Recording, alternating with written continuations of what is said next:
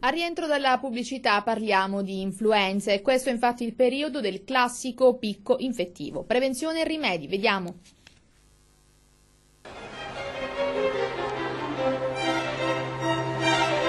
Anche quest'anno, come ogni anno, come sempre, torna la stagione dei raffreddori e dell'influenza. Ecco, nuovamente in agguato ci sono loro, i virus, pronti a scatenarsi, a creare disagi, problemi più o meno seri come febbre e raffreddore, costringendoci al riposo forzato a casa e spesso a letto.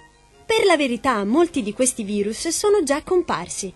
Un'anticipazione di quello influenzale che i virologi prevedono particolarmente fastidioso e che colpirà non meno di 6 milioni di persone. Ma se febbre ed influenza non spaventano più di tanto noi adulti, lo stesso non si può dire per i bambini. Un bambino, specie se neonato, è sempre fonte di ansia per i genitori, che spesso non sanno come affrontare la febbre. Io credo che sia molto importante che la mamma ne parli col proprio pediatra di famiglia, in questo senso, cioè di stabilire così dei consigli preventivi su che cosa fare quando il bambino ha la febbre.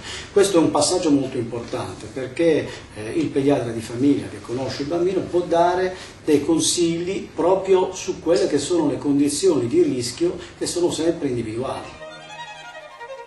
La febbre quindi non deve far paura, ma come bisogna comportarsi se la fronte del nostro bambino scotta un po' troppo?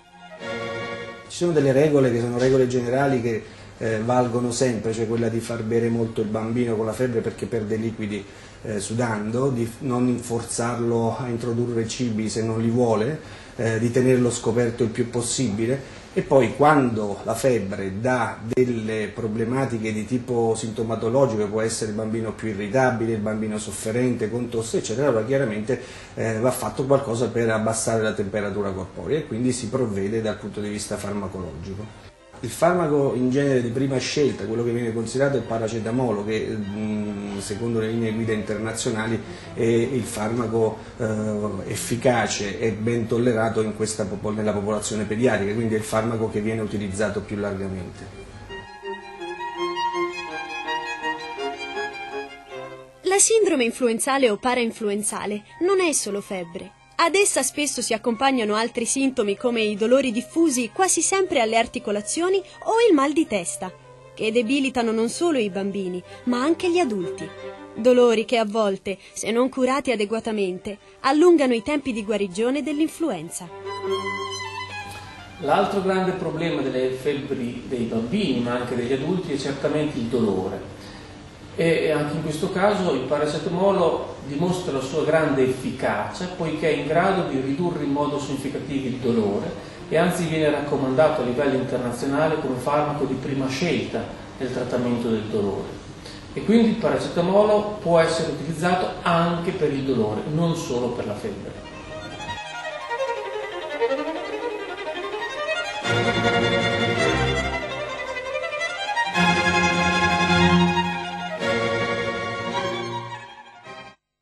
Lo sport, la domenica senza calcio dopo gli incidenti di Catania, il servizio di Enzo Nocera.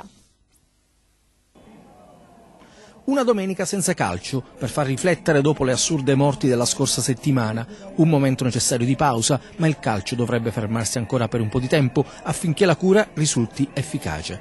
Alla ripresa dell'attività basta con insulti, minacce, lancio di oggetti, cori aggressivi, slogan violenti, simboli razzisti.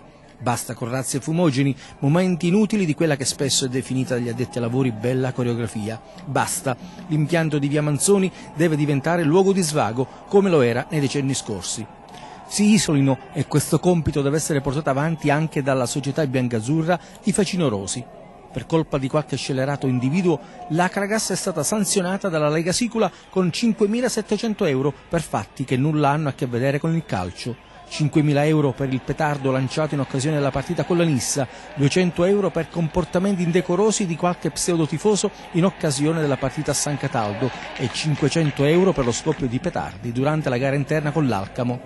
Per questi episodi la società biancazzurra è collocata all'ultimo posto nella classifica della Coppa Disciplina, superata dal Terrasini, sanzionata finora con 1.100 euro.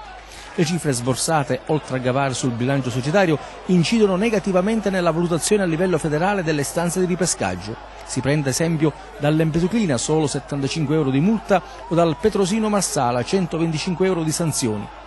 Anche nella scorsa stagione l'Acragas, per colpa di una Francia minoritaria della tifoseria, non si è distinta per fair play. Nella graduatoria della Coppa Disciplina è stata collocata al quartultimo posto con 79,75 punti di penalità, superata dalla San Cataldese, dallo Scicli e dal Mister Bianco. La punizione è stata successivamente aggravata dalla squalifica del campo sanzionata dalla Lega Nazionale Dilettanti per le note vicende di Rosarno. Per gli avvenimenti antisportivi dell'ultimo biennio, la società è etichettata come una delle più indisciplinate dell'isola. Questo triste convincimento, non certo esaltante per i colori biancazzurri, deve essere rimosso col buonsenso di tutti, dirigenti, addetti ai lavori e tifosi, chiamati a ripristinare una corretta e sana competitività sportiva affinché il calcio ad Agrigento torni un momento di svago domenicale. Con il servizio di Enzo Nocera si conclude il nostro videogiornale. Vi ricordo, come annunciato, che poco dopo la sigla trasmetteremo lo speciale di Davide Sardo sulla prima edizione della rassegna Il Pesce Oro di Sicilia, organizzata dalla Formag di Agrigento con il contributo dell'assessorato regionale alla cooperazione. Grazie per l'attenzione e buona giornata, arrivederci.